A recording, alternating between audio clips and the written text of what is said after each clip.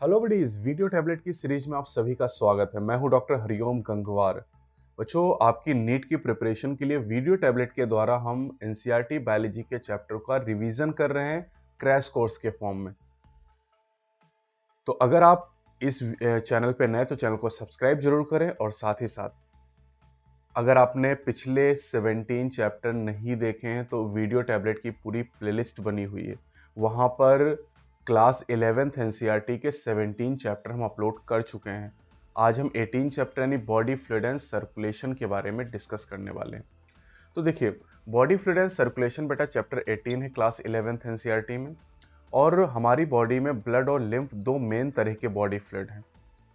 Lower invertebrate की बात करें, जैसे स्पॉन्ज हो गए, निडेरियन हो गए, तो इनमें वाटर जो होता है बेटा उसका सर्कुलेशन होता है बॉडी कैविटीज के अंदर कैनाल के थ्रू, है ना। जैसे स्पॉन्जेस में कैनाल सिस्टम के अंदर वाटर का फ्लो होता है। निडेरियन की बात करें तो यहाँ पर गैस्ट्रोवैस्कुलर कैविटी पाई जाती है। अब ब्लड की बात करें बेटा, तो ब्लड एक स्पेशलाइज कनेक्टिव टिश्यू का एग्जाम्पल है जिसके दो कंपोनेंट हैं, plasma and formed element. Plasma blood का 55% है और फॉर्म्ड एलिमेंट 45% है। फॉर्म्ड एलिमेंट में आरबीसी, डब्ल्यूबीसी और प्लेटलेट आते हैं। प्लाज्मा की बात करें तो ये स्ट्रॉ कलर है, यानी भूसे के कलर का होता है, हल्का पीला, और विस्कस फ्लूइड है, थोड़ा सा चिपचिपा होता है ये। प्लाज्मा की बात करें बेटा, तो इसमें वाटर होता है 90 से 92%, प्रोटीन होती है 6 to 8%। तीन मेन प्रोटीन होती है बेटा, albumin, globulin and fibrinogen. Albumin का काम है ऑस्मोटिक बैलेंस को मेंटेन करना। ग्लोब्यूलिन का काम डिफेंस है, इन्हीं को आप इम्यूनोग्लोबुलिन या गामा ग्लोबुलिन या एंटीबॉडीज कहते हैं। और फाइब्रिनोजन ब्लड क्लॉटिंग में रोल प्ले करता है। तीसरा जो कंपोनेंट न्यूट्रिएंट है, जैसे glucose, amino acid, fructose, fatty acid, glycerol, ये सब जो न्यूट्रिएंट है, ये जब डाइजेशन चैप्टर आपने पढ़ा था तो वहाँ एब्जॉर्प्शन के बाद ब्लड में ही आते हैं, और ब्लड में कहाँ, प्लाज्मा में। इलेक्ट्रोलाइट की बात करें, sodium, potassium, hydrogen ion, bicarbonate ion, ये सारे इलेक्ट्रोलाइट भी यहीं पर हैं। क्लॉटिंग फैक्टर जो ब्लड क्लॉटिंग में मदद करते हैं, ये भी प्लाज्मा में लेकिन इनएक्टिव फॉर्म में पाए जाते हैं। प्लाज्मा में से अगर क्लॉटिंग फैक्टर हटा दिया जाए तो इसको सीरम कहते हैं, और ब्लड में से अगर प्लाज्मा हटा दिया जाए तो फॉर्म्ड एलिमेंट बनेंगे। ब्लड में से फॉर्म्ड एलिमेंट माइनस कर दो तो प्लाज्मा का फॉर्मेशन हो जाएगा। पहला वाला सबसे इंपॉर्टेंट है, ठीक है। अब यहाँ पर हम लोग बात करेंगे फॉर्म्ड एलिमेंट के बारे में। प्लाज्मा का काम हो गया, फॉर्म्ड एलिमेंट पे चलते हैं। जो फॉर्म्ड एलिमेंट है बेटा तीन तरह के हैं, आरबीसी, डब्ल्यूबीसी, प्लेटलेट। आरबीसी को एरिथ्रोसाइट कहते हैं, डब्ल्यूबीसी को ल्यूकोसाइट कहते हैं, और प्लेटलेट को थ्रोम्बोसाइट कहते हैं। आरबीसी सबसे अबंडेंट है हमारे ब्लड में, और डब्ल्यूबीसी लीस्ट अबंडेंट। नीट 22 में पूछा गया था। आरबीसी 5 to 5.5 मिलियन पर मिलीमीटर क्यूब है, डब्ल्यूबीसी 6000 से 8000 पर मिलीमीटर क्यूब है, और प्लेटलेट 1.5 लाख से 3.5 लाख पर मिलीमीटर क्यूब ऑफ ब्लड होती हैं। अब आरबीसी की बात करते हैं। आरबीसी राउंड और बाइकॉन्केव होती हैं, ये रेड बोन मैरो में बनती हैं। इनकी लाइफ स्पेन 120 डेज होती है, और 120 दिन की लाइफ पूरी होने के बाद इनको स्प्लीन में मार दिया जाता है। स्प्लीन को कहते हैं graveyard of RBC. NEET 2022 में पूछा गया था ये। ज़्यादातर मैमल में आरबीसी इन्यूक्लिएटेड होती है, यानी न्यूक्लियस एब्सेंट होता है। लेकिन एम्फीबिया में बात करें तो एम्फीबिया में आरबीसी में न्यूक्लियस पाया जाता है। जैसे फ्रॉग की बात करें, आरबीसी के अंदर एक रेड कलर का आयरन कंटेनिंग पिगमेंट होता है, कॉम्प्लेक्स प्रोटीन होती है जिसे हीमोग्लोबिन कहते हैं। हीमोग्लोबिन एक पिगमेंट है क्योंकि कलर देता है। 100 ml ब्लड में बेटा 12 से 16 ग्राम हीमोग्लोबिन पाई जाती है।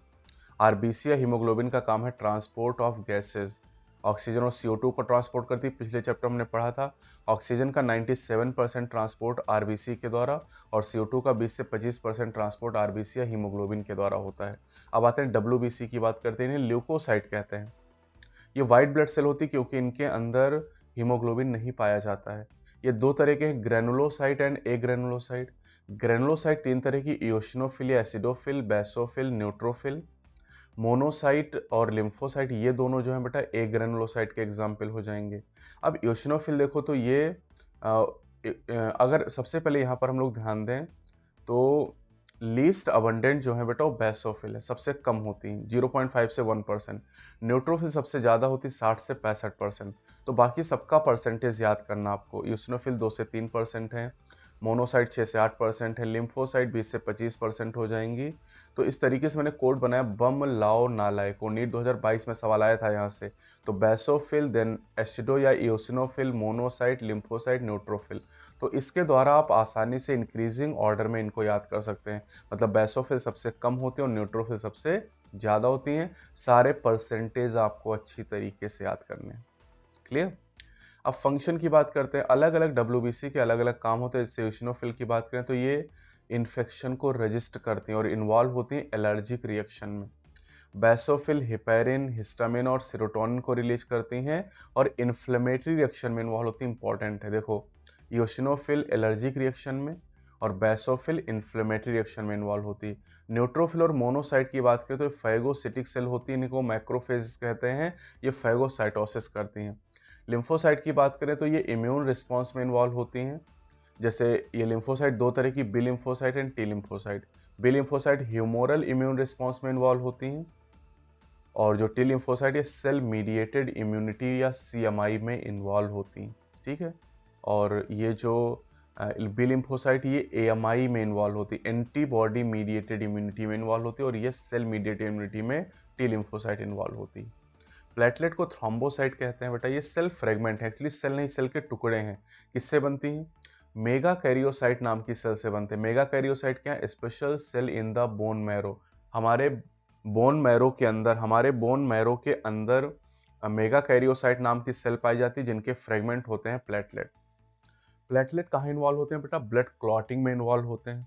और अगर प्लेटलेट का नंबर कम हो जाए तो इससे क्लॉटिंग डिसऑर्डर हो जाते हैं। जैसे डेंगू फीवर में आपने सुना होगा कि डेंगू में उनकी प्लेटलेट बहुत कम हो गई, 30,000 हो गई, 40,000 हो गई, 50,000 हो गई, जबकि नॉर्मल आप जानते हैं 1.5 लाख से 3.5 लाख होनी चाहिए। अब आते हैं ब्लड ग्रुप के बारे में बात करते हैं। ब्लड ग्रुप बहुत तरीके के होते हैं, लेकिन दो तरह के ब्लड ग्रुप हमारे सिलेबस में है, ABO blood group and RH blood group. इनके बारे में हम पढ़ेंगे। तो एबीओ ब्लड ग्रुप की बात करें बेटा, कोई भी ब्लड ग्रुप अगर है तो ब्लड ग्रुप को एंटीजन डिटरमाइन करता है। एबीओ सिस्टम में दो तरह के एंटीजन या शुगर होते हैं, A antigen and B antigen. और ये एंटीजन होते कहाँ हैं? आरबीसी की सेल मेम्ब्रेन से ये जो एंटीजन होते हैं बेटा ये निकले रहते हैं या इसी पर पाए जाते हैं। अब देखो, चार तरह के ब्लड ग्रुप होते हैं, ए बी एंड ओ। जैसा ब्लड ग्रुप होगा आरबीसी के ऊपर वैसा ही एंटीजन होगा। एंटीजन कहाँ होता है?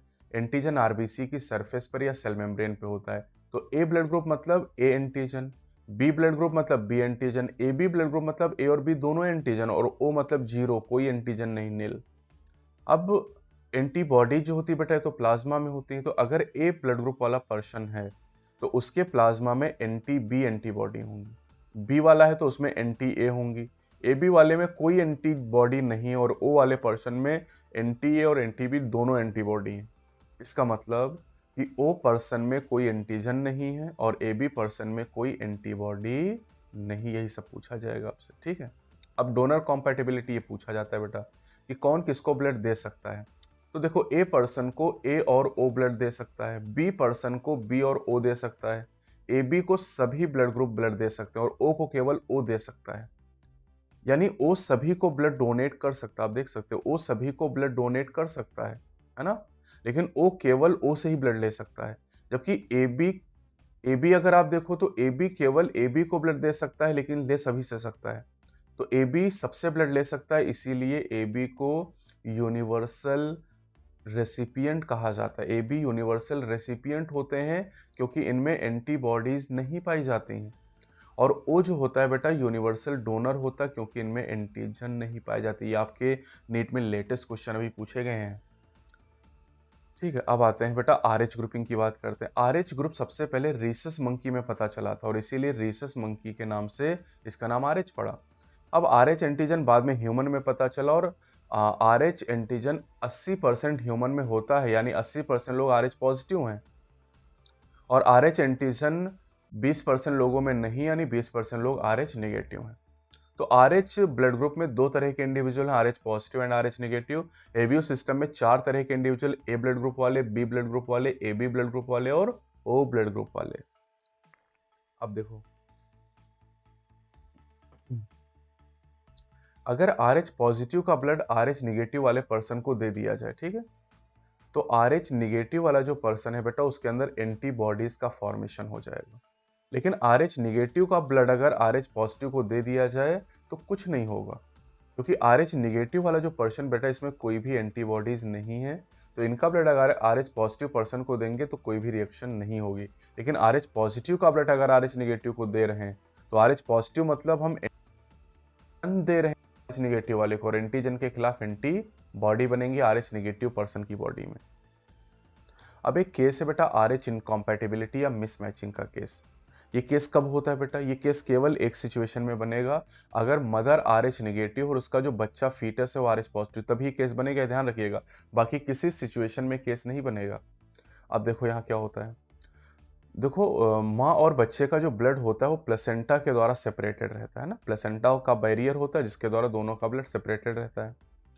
अब पहली प्रेगनेंसी के दौरान दोनों का ब्लड मिक्स नहीं होता है, लेकिन जब डिलीवरी होती, पहला बच्चा जब डिलीवर होता है बेटा, तो डिलीवरी के समय थोड़ा सा दोनों का ब्लड मिक्स हो जाता है। बच्चे का थोड़ा सा ब्लड माँ के अंदर चला जाता है। अब बच्चा RH पॉजिटिव है, अगर इसका थोड़ा सा ब्लड माँ में गया तो माँ में RH एंटीबॉडीज बन जाती हैं। लेकिन बच्चा तो डिलीवर हो गया ना, अभी पहली प्रेगनेंसी में बच्चे को या माँ को कोई दिक्कत नहीं होगी। अब चलते हैं सेकंड प्रेगनेंसी का केस, सेकंड या उसके बाद की जो प्रेगनेंसीज हैं। अब मदर तो वही RH निगेटिव, बच्चा फिर से मान लो दूसरा बच्चा है वो भी RH पॉजिटिव है, और माँ के अंदर RH एंटीबॉडीज बना के रख ली गई थी, है ना। पहली प्रेगनेंसी में डिलीवरी के समय RH एंटीबॉडीज बन गई थी। ये RH एंटीबॉडीज प्लेसेंटा को क्रॉस करके बच्चे के अंदर जाते हैं, और बच्चे में बच्चा RH पॉजिटिव मतलब RBC की मेम्ब्रेन पर RH एंटीजन है, और RH एंटीजन को ये जो RH एंटीबॉडीज माँ से जा रही हैं ये डिस्ट्रॉय करना शुरू कर रही हैं, रिएक्शन हो रही है इनके बीच में, डिस्ट्रॉय कर रही हैं।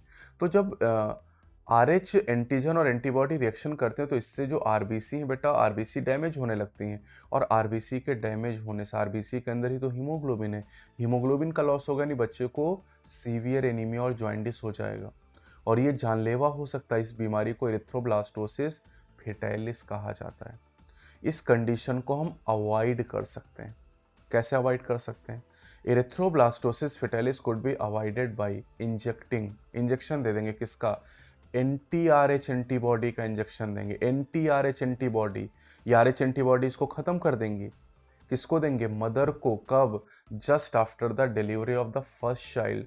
जैसे पहला चाइल्ड डिलीवर हुआ, माँ के अंदर RH एंटीबॉडी बनी, RH एंटीबॉडी को खत्म करने के लिए हमने NTRH एंटीबॉडी माँ को दे दी। जब सेकेंड प्रेगनेंसी में RH एंटीबॉडी रहेंगी ही नहीं तो बच्चे को कोई प्रॉब्लम नहीं होगी। क्लियर? अब बच्चों हम बात करेंगे ब्लड क्लॉटिंग के बारे में, खून जमने के बारे में। देखिए, ब्लड क्लॉटिंग की शुरुआत होती है कैस्केड प्रोसेस से। जब हमें चोट लगती है तो उस जगह पर कैस्केड प्रोसेस स्टार्ट होता है, जिसमें 13 फैक्टर होते हैं जो एनसीईआरटी में दिए नहीं गए हैं। कैस्केड प्रोसेस के द्वारा एक एंजाइम कॉम्प्लेक्स बनता है जिसे थ्रोम्बोकाइनेस कहते हैं। थ्रोम्बोकाइनेस की मदद से प्रोथ्रोम्बिन जो कि हमारे ब्लड में होता है ये थ्रोम्बिन में बदल जाता है। प्रोथ्रोम्बिन इनएक्टिव होता है, ये एक्टिव थ्रोम्बिन में बदलता है। और जो थ्रोम्बिन होता है बेटा, ये फाइब्रिनोजन इनएक्टिव प्रोटीन जो हमारे ब्लड प्लाज्मा में उसको फाइब्रिन में चेंज करता है। फाइब्रिन जो होता है बेटा, फाइब्रिन देखो नेटवर्क है ये, है ना। फाइब्रिन डेड और डैमेज्ड फॉर्म्ड एलिमेंट के साथ मिलकर क्लॉट यानी कोएगुलम थक्का बना देता है, और इससे खून बहना बंद हो जाता है। आपके नीट 2022 में भी सवाल यहाँ से पूछा गया था। कैल्शियम आयन भी इंपॉर्टेंट रोल प्ले करता है ब्लड क्लॉटिंग में। इसके अलावा प्लेटलेट और टिश्यू भी इंपॉर्टेंट रोल प्ले करते हैं। प्लेटलेट कुछ फैक्टर रिलीज करते हैं जो एक्टिवेट करते हैं ब्लड क्लॉटिंग को, और टिश्यू साइट पे जो डैमेज टिश्यू है वो भी कुछ फैक्टर रिलीज करते हैं जो इनिशिएट करते हैं क्लॉटिंग के प्रोसेस को। अब आते हैं लिम्फ की बात करते हैं बेटा। जब ब्लड कैपिलरी से ब्लड पास होता है बेटा, तो ब्लड कैपिलरी में प्रेशर की वजह से ब्लड फिल्टर हो जाता है, और ब्लड के फिल्टर होने की वजह से जो इंटरस्टिशियल स्पेस होता है या इंटरसेलुलर स्पेस होता है, यहाँ पर कुछ फॉर्म्ड एलिमेंट जैसे WBCs हो गई, है ना, WBCs हो गई, न्यूट्रिएंट हो गए, है ना, ये सारी चीज़ें फिल्टर होके इंटरस्टिशियल स्पेस में आ जाती हैं, जिसे हम इंटरस्टिशियल फ्लूइड या टिश्यू फ्लूइड कहते हैं। टिश्यू फ्लूइड में blood minus most formed element and larger plasma protein, यानी ज़्यादातर फॉर्म्ड एलिमेंट और बड़ी प्लाज्मा प्रोटीन को छोड़ के ब्लड के सारे कंपोनेंट यहाँ पर फिल्टर होके पहुँच जाते हैं। यानी यहाँ पर न्यूट्रिएंट आपको मिलेंगे, मिनरल्स आपको मिलेंगे, गैसेस आपको मिलेंगी, WBCs आपको मिलेंगे, लेकिन RBC नहीं होंगी यानी कलरलेस होगा, बड़ी वाली प्लाज्मा प्रोटीन नहीं होंगी। अब जो लिम्फ वेसल होती हैं बेटा वो इस टिश्यू फ्लूइड को इकट्ठा करेंगी, और जब tissue fluid in lymph vessel के अंदर पहुंचेगा तो उसका नाम लिम्फ हो जाएगा। कुछ बात समझ में आई? तो इंटरस्टिशियल फ्लूइड जब लिम्फ वेसल में जाएगा तो उसका नाम लिम्फ हो जाएगा। और एक लिम्फ वेसल आपने लैक्टियल पढ़ी थी जो फैट के एब्जॉर्प्शन में मदद करती है। अब ह्यूमन सर्कुलेटरी सिस्टम की बात करते हैं बेटा, इसे ब्लड वेस्कुलर सिस्टम भी कहते हैं। इसके 3 पार्ट होते हैं, blood, blood vessel and heart. अब ब्लड की बात करें बेटा तो सबसे पहले ब्लड हम पढ़ ही चुके हैं, ब्लड वेसल अभी आगे पढ़ लेंगे। हार्ट की बात कर लेते हैं। हार्ट की ओरिजिन मीजोडर्म से होती है। हार्ट सिचुएटेड है थोरेसिक कैविटी में in between the lungs and slightly tilted to left.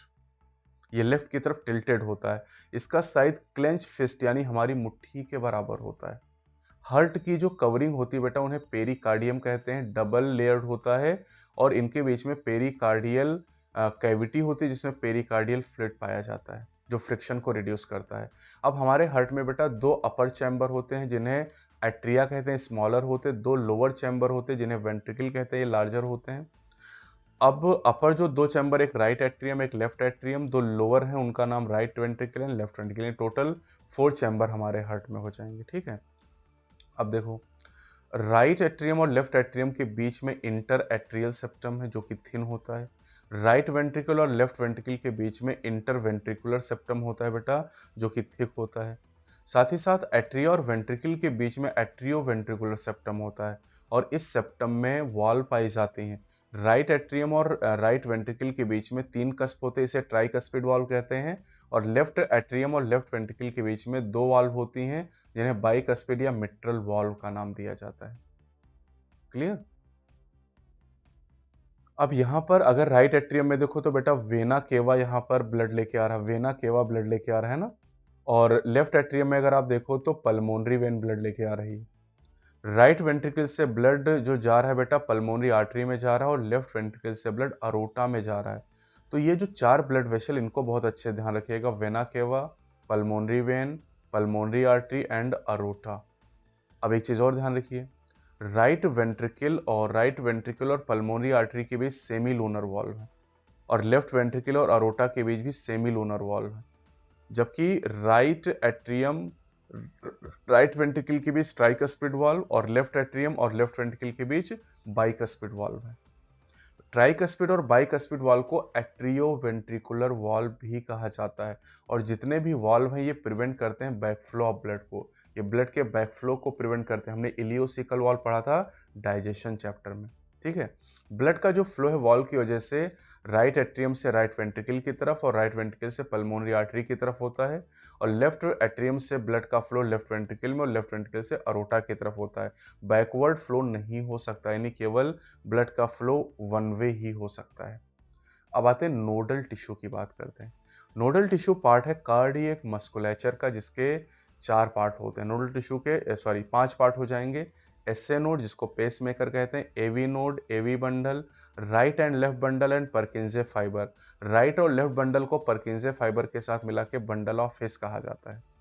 अब जो एसए नोड होता है बेटा ये कहाँ पाया था? एसए नोड को साइन भी कहते हैं, साइनोएट्रियल नोड। ये right upper corner of right atrium में पाया जाता है। एवी नोड जो होता है बेटा ये left lower corner of right atrium में पाया जाता है। और फिर एवी नोड से एवी बंडल की शुरुआत होती है ना, एवी बंडल ये आपको दिखाया गया है। एवी बंडल राइट और लेफ्ट बंडल में डिवाइड हो जाता है। जो राइट बंडल होता है वो राइट वेंट्रिकल की वॉल में चला जाता है, और जो लेफ्ट बंडल होता है लेफ्ट वेंट्रिकल की वॉल में चला जाता है। अब इन वॉल से अगर आप देखोगे बेटा तो यहाँ से अराइज करते हैं परकिंजे फाइबर, और राइट और लेफ्ट बंडल को परकिंजे फाइबर के साथ मिला के बंडल ऑफ हिस कहते हैं। ये पूरा अरेंजमेंट आपको दिखाया गया। अब नोडल टिश्यू में जितने पार्ट हैं हर पार्ट एक्शन पोटेंशियल जनरेट करता है। एक्शन पोटेंशियल मतलब हार्ट बीट का संदेश पैदा करता है। Maximum number of action potential SA node generate करता है। कितना? 70 to 75 टाइम पर मिनट, एवरेज 72 टाइम पर मिनट। यानी एसए नोड 1 मिनट में 70 से 75 बार संदेश देता हार्ट बीट करने का, और एसए नोड इनिशिएट करता और मेंटेन करता हार्ट बीट को, इसीलिए एसए नोड को पेस मेकर कहा जाता है। ठीक है। तो जितनी बार हमारा पेस मेकर यानी एसए नोड हार्ट को संदेश देगा, हार्ट उतनी ही बार बीट करेगा। यानी एसए नोड जितने एक्शन पोटेंशियल जनरेट करता है, हार्ट उतनी ही बार बीट करता है। एसए नोड अगर 70 टाइम एक्शन पोटेंशियल जनरेट करेगा तो हमारा हार्ट 70 टाइम बीट करेगा। कार्डिक साइकिल, ठीक, कार्डिक साइकिल को देख लेते हैं पहले। देखो, अगर 72 बीट 60 सेकेंड में हो रही तो 1 बीट का जो टाइम है बेटा वो कितना हो जाएगा, 60/72 लगभग 0.8 सेकेंड। यानी time for 1 cardiac cycle is 0.8 second. एक कार्डियक साइकिल में 0.8 सेकेंड का टाइम लगता है।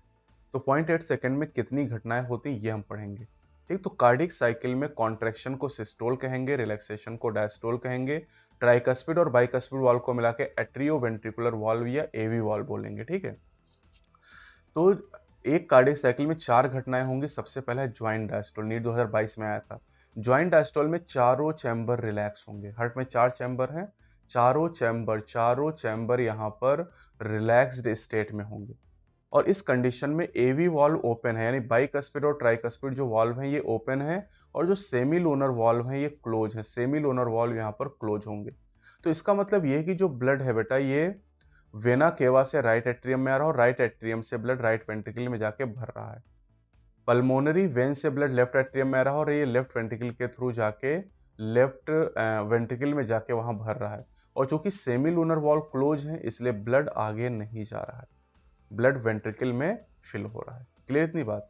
तो चारों चैम्बर रिलैक्स स्टेट में है, एवी वॉल्व ओपन है और सेमी लूनर वॉल्व क्लोज है इस स्टेट में। अब आते हैं एट्रियल सिस्टोल। अब एसए नोड जो है बेटा वो दोनों एट्रिया को संदेश देता है, जिससे दोनों एट्रिया साइमल्टेनियसली कॉन्ट्रैक्ट करते हैं।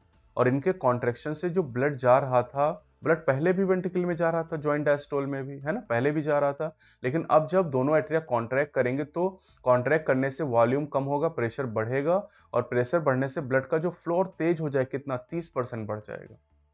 लेकिन वॉल में कोई चेंज नहीं होगा। एवी वॉल अभी भी ओपन है और सेमिलूनर अभी भी क्लोज है। यानी ज्वाइंट डायस्टोल और एट्रियल सिस्टोल में केवल ब्लड का फ्लो बढ़ रहा है, बाकी कोई चेंज नहीं हो रहा। दोनों एट्रिया कॉन्ट्रैक्ट कर रहे हैं एट्रियल सिस्टोल में, जिससे ब्लड का फ्लो 30% बढ़ जा रहा है, बाकी वॉल में कोई चेंज नहीं हो रहा है। अब वेंट्रिकुलर सिस्टोल, वेंट्रिकुलर सिस्टोल की बात करें बेटा तो वेंट्रिकुलर सिस्टोल में दोनों वेंट्रिकल कॉन्ट्रैक्ट करेंगे, और जैसे ही दोनों वेंट्रिकल कॉन्ट्रैक्ट करेंगे वैसे एट्रियल डायस्टोल हो जाएगा। यानी एट्रिया दोनों रिलैक्स हो जाएंगे, दोनों एट्रिया रिलैक्स होंगे, दोनों वेंट्रिकल कॉन्ट्रैक्ट होंगे। जब दोनों एट्रिया रिलैक्स होंगे बेटा तो वॉल्यूम बढ़ेगा और प्रेशर घटेगा। यानी एट्रिया में प्रेशर घटा और दोनों वेंट्रिकल कॉन्ट्रैक्ट कर रहे हैं बेटा, तो दोनों वेंट्रिकल के कॉन्ट्रैक्ट करने से वॉल्यूम कम होगा, यानी प्रेशर बढ़ेगा, और प्रेशर बढ़ने से ब्लड वापस जाने की कोशिश करेगा।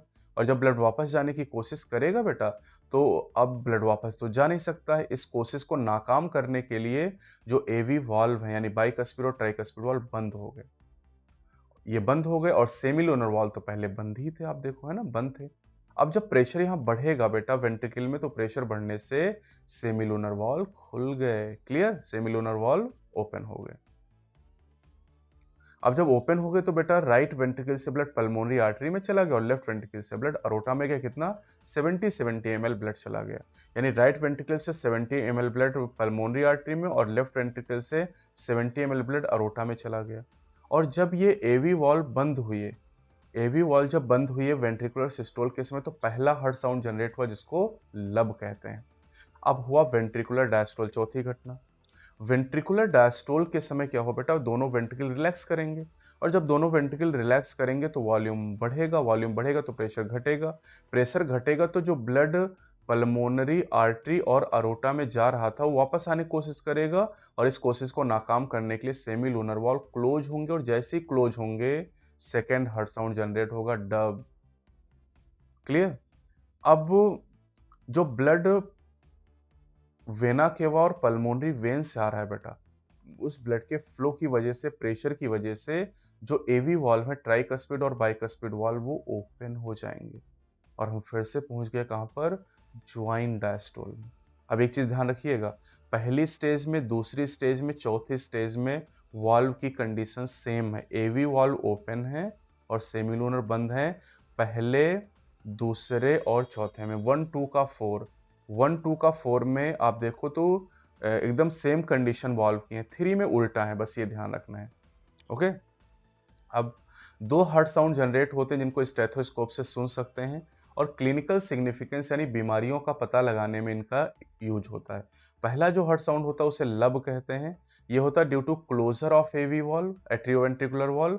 सेकंड हार्ट साउंड जनरेट होता है dub due to closure of semi lunar valve. ध्यान रखिएगा, कोई भी वॉल्व कभी भी वॉल्व के ओपन होने से साउंड जनरेट नहीं होता है, हमेशा वॉल्व के क्लोज होने से साउंड जनरेट होता है। अब बात करते हैं स्ट्रोक वॉल्यूम या बीट वॉल्यूम। स्ट्रोक वॉल्यूम किसे कहते हैं? Volume of blood pump by each ventricle into pulmonary artery और aorta is known as stroke volume. Each ventricle, और ये 70 ml होता है। मतलब आप ये कह सकते हो कि पल्मोनरी आर्टरी में जो राइट वेंट्रिकल ब्लड पंप कर रहा है वो बीट वॉल्यूम है 70 ml, या जो लेफ्ट वेंट्रिकल अरोटा में ब्लड पंप कर रहा है वो 70 ml है, वो भी स्ट्रोक वॉल्यूम है। तो ईच वेंट्रिकल ध्यान रखना, दोनों वेंट्रिकल मिला लोगे तो 140 हो जाएगा, वो स्ट्रोक वॉल्यूम नहीं होगा, ये ध्यान रखना है आपको। ठीक, 70 ml ब्लड पंप हो रहा है। अब आते हैं कार्डियक आउटपुट। कार्डियक आउटपुट क्या है बेटा? Cardiac output is equal to heart rate multiplied with stroke volume. Heart rate क्या होता है? Number of beat per minute. तो 72 बीट अगर पर मिनट है बेटा, और स्ट्रोक वॉल्यूम 70 ml मल्टीप्लाई करोगे तो लगभग 5000 ml पर मिनट आ जाएगा। ये क्या है? Volume of blood pumped by each ventricle in 1 minute is called cardiac output, and volume of blood pumped by each ventricle during one cardiac cycle is called stroke volume or beat volume. ये देखो, volume of blood pump by each ventricle in 1 minute is called cardiac output. Athlete का cardiac output normal person की तुलना में ज़्यादा होता है। अब एक चीज़ ध्यान दो, एक हार्ट बीट के दौरान एक कार्डियक साइकिल पूरी होती है, 2 हार्ट साउंड जनरेट होते हैं और 70 ml ब्लड पंप किया जाता है एक वेंट्रिकल के द्वारा, और इसमें टाइम कितना लगता है? 0.8 सेकेंड। 0.8 सेकेंड में सारी घटनाएं हो जाती हैं। हार्ट रेट क्या होता है? Number of beat per minute को हार्ट रेट कहते हैं। नॉर्मली 72 बीट पर मिनट होता है ना, 72 बीट पर मिनट, लेकिन ये तो एवरेज हो गया। अगर आप 70 से 75 बीट्स पर मिनट, ये हार्ट रेट होता है, क्योंकि जितनी बार S node action potential generate करेगा उतनी ही बार हमारा हार्ट बीट करेगा, उसी को हार्ट रेट कहेंगे। चलिए बेटा, अब बात करते हैं ईसीजी के बारे में। ईसीजी में पहले 2 बातें ध्यान रखेंगे जो बच्चे गलत करते हैं। देखो, जो मशीन होती है उसका नाम होता है इलेक्ट्रोकार्डियोग्राफ, और रिकॉर्डिंग को इलेक्ट्रोकार्डियोग्राम कहते हैं, क्योंकि ग्राफ देखने में ऐसा लगता है कि ग्राफ रिकॉर्डिंग है, लेकिन मशीन का नाम ग्राफ इलेक्ट्रोकार्डियोग्राफ, उसकी रिकॉर्डिंग को इलेक्ट्रोकार्डियोग्राम कहते हैं। ठीक है क्या ये? ECG is a graphical representation, हम ग्राफ पे रिप्रेजेंट करते हैं ना, graphical representation of electrical activity of heart during a cardiac cycle. एक कार्डियक साइकिल के दौरान हमारी हार्ट में जो इलेक्ट्रिकल एक्टिविटी होती है उन्हीं को ग्राफ पे रिप्रेजेंट करना ईसीजी कहलाता है। अब एक स्टैंडर्ड ईसीजी की बात करें बेटा, तो उन्हें 5 लेटर से हम रिप्रेजेंट करते हैं, P Q R S T के द्वारा, है ना, P Q R R S T से रिप्रेजेंट करते हैं। ठीक है। अब स्टैंडर्ड ईसीजी की बात करें बेटा, तो स्टैंडर्ड ईसीजी जो आपको दिखाई गई, इसको ऑब्टेन करने के लिए 3 लीड यूज करते हैं।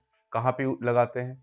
लेफ्ट रिस्ट में, राइट रिस्ट में और लेफ्ट एंकल में लगाते हैं। ठीक है, एंकल मतलब बाएं पैर की एड़ी में लगाते हैं। डिटेल अगर हम इवेल्युएशन करना चाहते हैं हार्ट की एक्टिविटी का, तो मल्टीपल लीड यूज करेंगे। कहाँ? चेस्ट रीजन में। लेकिन हम लोग केवल स्टैंडर्ड ईसीजी ही पढ़ते हैं।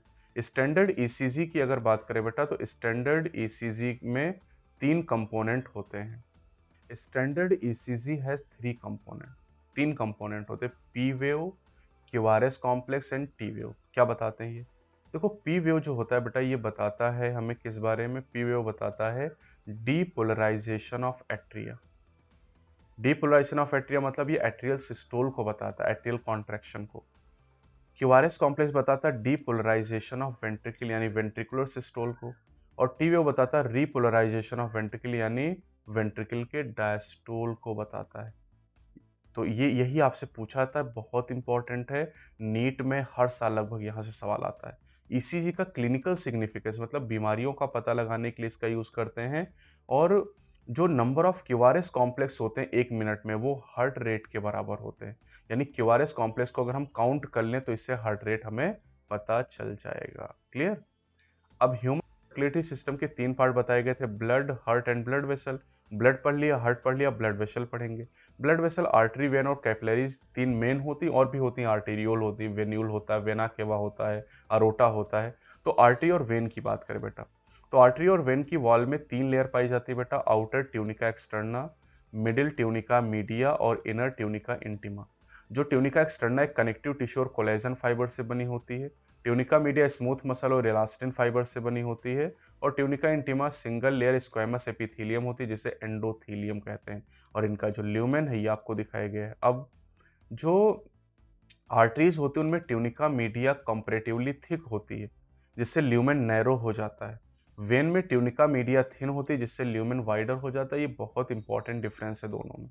अब सर्कुलेटरी पैटर्न की बात करें बेटा, तो 2 तरह का है, open and close type. Close type Annelida और कॉर्डेटा में पाया जाता है। ओपन टाइप का आर्थ्रोपोडा, मोलस्का और हेमिकॉर्डेटा में। इसका बाबा जी ने फंडा भी बनाया है। ओ माँ, ओ माँ, मतलब ओ मम्मी, ओ माँ। तो ओ मतलब ओपन, एच मतलब हेमिकॉर्डेटा, माँ MA मतलब मोलस्का एंड आर्थ्रोपोडा। कैसा लगा मेरा फंडा? कमेंट सेक्शन में जरूर बताइएगा। चैनल पे नए तो चैनल को सब्सक्राइब जरूर करिएगा। अगली वीडियो में फिर से मिलेंगे बाबा के फंडे के साथ। जय हिंद। अरे अरे बाबा, कौन सी आत्मा आ गई? तो अभी वीडियो टैबलेट चल रही है बाबा। चलो, तो सर्कुलेटरी पैटर्न पे चलते हैं। सर्कुलेटरी पैटर्न की बात करें बेटा, तो सर्कुलेटरी पैटर्न 3 तरह के, single circulation, incomplete double circulation and double circulation. तो सर्कुलेटरी पैटर्न देखो, वर्टिब्रेट में फिशेज, एम्फीबिया, रेप्टाइल, बर्ड और मैमल। फिशेज में 2 चैम्बर हार्ट होता है बेटा, सिंगल सर्कुलेशन, कोई दिक्कत नहीं। एम्फीबिया और रेप्टाइल में एक्सेप्ट क्रोकोडाइल 3 चैम्बर हार्ट है, इनकम्प्लीट डबल सर्कुलेशन होगा, ठीक है। और बर्ड, मैमल और साथ में क्रोकोडाइल भी मिला लो यहाँ पर, है ना। क्रोकोडाइल, बर्ड और मैमल 4 चैम्बर हार्ट रखते हैं, इनमें डबल सर्कुलेशन होता है। तो फिशेस को देख लो बेटा, फिशेस में सिंगल सर्कुलेशन होता है। और इनमें जो बॉडी टिश्यू हैं, इनसे डीऑक्सीजनेटेड ब्लड जो होता है बेटा, वो एट्रियम में आता है, फिर यहाँ से वेंट्रिकल में, और वेंट्रिकल से गिल में भेजा जाता है, गिल से ऑक्सीजनेटेड ब्लड बॉडी टिश्यू को आता है। यानी हार्ट में केवल और केवल कैसा ब्लड है? डीऑक्सीजनेटेड। एम्फीबिया और रेप्टाइल की बात करें बेटा, तो यहाँ पर जो बॉडी टिश्यू हैं, बॉडी टिश्यू से डीऑक्सीजनेटेड ब्लड राइट एट्रियम में आता है, और लंग्स, स्किन या गिल से ऑक्सीजनेटेड ब्लड लेफ्ट एट्रियम में आता है। फिर वेंट्रिकल एक ही है, इसलिए दोनों के ब्लड की मिक्सिंग हो जाती है बेटा। तो मिक्स ब्लड बॉडी के टिश्यू को भी भेजा जाता है, और मिक्स ब्लड ही भेजा जाता है लंग, स्किन या गिल को। यानी यहाँ पर ब्लड की मिक्सिंग हो जा रही है।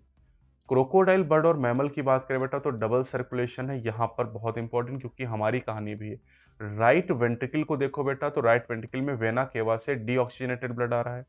और लेफ्ट एट्रियम की बात करो बेटा, तो लेफ्ट एट्रियम में ऑक्सीजनेटेड ब्लड आ रहा है। कहाँ से? लंग से ऑक्सीजनेटेड ब्लड आ रहा है। अब राइट एट्रियम से जो ब्लड आ रहा है राइट वेंट्रिकल में, कैसा है ये? डीऑक्सीजनेटेड। ये ब्लड यहाँ पर पल्मोनरी आर्टरी के द्वारा लंग्स में जा रहा है। और लंग से बेटा ऑक्सीजनेटेड ब्लड जो है ये कहाँ जा रहा है? ये देखो, ये जा रहा है लेफ्ट एट्रियम में। तो राइट वेंट्रिकल से जो डीऑक्सीजनेटेड ब्लड है ये पल्मोनरी आर्टरी से लंग में गया, लंग से ब्लड पल्मोनरी वेन से लेफ्ट एट्रियम में गया, राइट वेंट्रिकल से लेफ्ट एट्रियम तक। कहाँ से कहाँ तक? राइट वेंट्रिकल से लेफ्ट एट्रियम तक का जो पूरा ये रास्ता है, ये जो पूरा रास्ता है, इस रास्ते को कहते हैं पल्मोनरी सर्कुलेशन। ठीक, इसको कहते हैं पल्मोनरी सर्कुलेशन। दूसरा बेटा, ये जो लेफ्ट वेंट्रिकल है, लेफ्ट वेंट्रिकल में ऑक्सीजनेटेड ब्लड है, और ये जो ऑक्सीजनेटेड ब्लड है, ऑक्सीजनेटेड ब्लड अरोटा से गया बॉडी टिश्यू में, बॉडी टिश्यू से जो डीऑक्सीजनेटेड ब्लड है ये गया वेना केवा से राइट एट्रियम में। तो लेफ्ट वेंट्रिकल से राइट एट्रियम तक का जो पूरा रास्ता है, इस पूरे रास्ते को, कहाँ से? लेफ्ट वेंट्रिकल से ये बॉडी टिश्यू से होते हुए ब्लड जा रहा राइट एट्रियम तक, इस पूरे पाथवे को कहते हैं सिस्टमिक सर्कुलेशन। तो यहाँ 2 अलग अलग सर्कुलेशन है, इसलिए इसे डबल सर्कुलेशन कहते हैं। अब बात करते हैं स्पेशल सर्कुलेशन, ये भी नीट में अभी पूछा गया था। तो हेपेटिक पोर्टल सिस्टम की बात करते हैं पहला। हेपेटिक पोर्टल सिस्टम में क्या होता है बेटा? हार्ट जो होता है ये ब्लड इंटेस्टाइन को भेजता है, और इंटेस्टाइन से ब्लड हार्ट में वापस नहीं आता है, इंटेस्टाइन से ब्लड लीवर में चला जाता है हेपेटिक पोर्टल वेन के द्वारा। ये जो इतना सर्कुलेशन है इंटेस्टाइन से लीवर तक, इसी को पोर्टल सर्कुलेशन या हेपेटिक पोर्टल सिस्टम कहते हैं। और लीवर से ब्लड जो है वो वापस हार्ट तक आएगा हेपेटिक वेन के द्वारा। क्लियर। कोरोनरी सिस्टम की बात करें बेटा तो कोरोनरी सिस्टम का काम है, जो हार्ट है, हार्ट अपनी ही मसल को ब्लड सप्लाई करेगा। हार्ट कोरोनरी आर्टरी के द्वारा कार्डियक मसल को ब्लड देगा और कोरोनरी वेन ब्लड वापस हार्ट तक लेके आएंगे। तो जिस सिस्टम के द्वारा हार्ट अपनी मसल को ब्लड सप्लाई करता है उसे कोरोनरी सिस्टम कहते हैं। और हेपेटिक पोर्टल सिस्टम में इंटेस्टाइन से जो ब्लड है लीवर तक हेपेटिक पोर्टल वेन लेके जाती, नीट में पूछा जा चुका है। ठीक, अब आते हैं रेगुलेशन की बात करते हैं बेटा। रेगुलेशन की बात करें तो हार्ट की जो नॉर्मल एक्टिविटी हैं वो इंट्रिंसिकली या ऑटो रेगुलेटेड हैं, यानी हमारा हार्ट मायोजेनिक है। मायो मतलब मसल, मसल के द्वारा, एसए नोड के द्वारा ये कंट्रोल होता है। तो हार्ट बीट की शुरुआत करता है नोडल टिश्यू एसए नोड, है ना। अब हमारे मेडुला में कार्डियोवैस्कुलर सेंटर है, सीवीसी कहते हैं, जो हमारे कार्डियक एक्टिविटी को मॉडरेट करता, संतुलन बनाता है। जब हम एक्सरसाइज करते हैं तो हार्ट बीट बढ़ जाती है, स्लीपिंग करते घट जाती है, तो ये मॉडरेशन करने का काम कार्डियोवैस्कुलर सेंटर करता है ऑटोनॉमिक नर्वस सिस्टम के थ्रू। कैसे करता है देखो। ऑटोनॉमिक नर्वस सिस्टम के दो कंपोनेंट हैं, sympathetic neural system and parasympathetic neural system. जो सिंपैथेटिक न्यूरल सिस्टम होता है ये हार्ट बीट को बढ़ाता है, मतलब हार्ट रेट को बढ़ाता है। ये स्ट्रेंथ ऑफ वेंट्रिकुलर कॉन्ट्रैक्शन को बढ़ाता है, और वेंट्रिकल जितना ज़्यादा कॉन्ट्रैक्ट करेंगे स्ट्रोक वॉल्यूम उतना ज़्यादा होगा, और स्ट्रोक वॉल्यूम ज़्यादा है, हार्ट रेट ज़्यादा है, यानी कार्डियक आउटपुट भी ज़्यादा है। तो तीनों चीज़ों को बढ़ा रहा है बेटा, है ना। पैरासिम्पैथेटिक क्या करता है, ये हार्ट रेट को घटाता है, नहीं हार्ट बीट को घटाता है। Decrease the speed of impulse and cardiac output, तीनों को डिक्रीज कर रहा है। तो आसान है, सिंपैथेटिक तीनों को इंक्रीज कर रहा है और पैरासिम्पैथेटिक तीनों को डिक्रीज कर रहा है। इसके अलावा एड्रिनल मेडुलरी हार्मोन, यानी जो एड्रेनालिन और नॉर एड्रेनालिन ही, ये भी हार्ट रेट को बढ़ाते हैं, कार्डियक आउटपुट को इंक्रीज करने का काम करते हैं। चैप्टर नंबर 22 में इसके बारे में हम बात करेंगे। डिसऑर्डर की बात करें बेटा तो डिसऑर्डर में सबसे पहले हम ब्लड प्रेशर को समझ लेते हैं। Normal BP, normal blood pressure मतलब होता है ये जो वैल्यू होती है बेटा 120/80 mmHg होता है, जहाँ पर 120 सिस्टोलिक या पंपिंग प्रेशर है और 80 डायस्टोलिक या रेस्टिंग प्रेशर होता है। पहली जो बीमारी है ये हाइपरटेंशन है, high blood pressure. Hyper tension में क्या होता है, अगर किसी पर्सन का रिपीटेड ब्लड प्रेशर 140/90 या उससे ज़्यादा आ रहा है तो इसको हाइपरटेंशन कहते हैं। ये हार्ट, ब्रेन और किडनी जैसे वाइटल ऑर्गन को अफेक्ट करता है। कोरोनरी आर्टरी डिजीज बहुत इंपॉर्टेंट, कैडिया एथेरोस्क्लेरोसिस कहा जाता है। यहाँ पर आर्टरी का जो ल्यूमेन है, कोरोनरी आर्टरी का जो ल्यूमेन है ये नैरो हो जाता है due to deposit of fat, cholesterol, fibrous tissue and calcium ion. तो ये ल्यूमेन जो है वो नैरो हो जाता है। CAD affect the blood vessel that supply blood to cardiac muscle. Cardiac muscle को ब्लड कौन लेके जाता है, कोरोनरी आर्टरी, उन्हीं को अफेक्ट करता है ये। एंजिना और एंजिना पैक्टोरिस, इसमें होता है एक्यूट चेस्ट पेन, अचानक सीने में दर्द होता है due to damage of heart muscle. यहाँ पर ब्लड की जो सप्लाई होती है वो कम हो जाती है। ये किसी भी एज में हो सकता है लेकिन ज़्यादा कॉमन है मिडिल एज और एल्डरली पर्सन में। हार्ट फेलियर, हार्ट फेलियर का मतलब होता है कि हार्ट बॉडी की ज़रूरत के हिसाब से ब्लड को पंप नहीं कर पाता है। कंजेशन इन द लंग ये मेन सिम्टम होता है। हार्ट अटैक का मतलब होता है heart muscle is suddenly damage, heart की मसल अचानक डैमेज हो जाते हैं due to inadequate blood supply, यानी ब्लड की सप्लाई पर्याप्त नहीं हो पाती। Cardiac arrest, heart stop beating. तो ये पूरी डिटेल हो गई बेटा यहाँ पर body fluid and circulation chapter की। ठीक है, बॉडी फ्लूइड एंड सर्कुलेशन, यहाँ पर हर वो पॉइंट मैंने आपको दिया है जो आपके नीट में पूछा जाता है, पूछा जा सकता है, पूछा गया है। तो अगर आपको वीडियो अच्छी लगी हो तो चैनल को सब्सक्राइब करें, वीडियो को लाइक और शेयर जरूर करें। और ये 18 चैप्टर आज यहाँ पर कंप्लीट हो गए बेटा। ठीक, 18 चैप्टर आज यहाँ पर कंप्लीट हो गए। अगले वीडियो में हम लोग मिलेंगे आपको excretory product and there elimination के साथ में। मैं हूँ डॉक्टर हरिओम गंगवार, मैंने MBBS किया KGMU लखनऊ से। तो मैं अपने एक्सपीरियंसेस आपके साथ शेयर कर रहा हूँ। इस चैप्टर को करने में करीब टाइम लगा है, कितना टाइम लगा है, करीब 35 मिनट का टाइम यहाँ पर लगा है। 35 मिनट में पूरा चैप्टर हमने रिवाइज कर लिया, जबकि नॉर्मली इस चैप्टर को पढ़ने में, अगर नॉर्मली आप खुद से पढ़ते हैं तो 2 ढाई 3 घंटे का टाइम लगता है। डिटेल में अगर आप पढ़ते हैं तो 8-10 घंटे का टाइम इसमें लगता है, और इसको हमने 35 मिनट में पूरा कवर कर लिया है। तो अगली वीडियो में फिर से मिलेंगे बच्चों। अपनी पढ़ाई आप करते रहें, कोई भी डाउट हो तो कमेंट सेक्शन पूछिएगा। अगली वीडियो मिलते हैं। जय हिंद।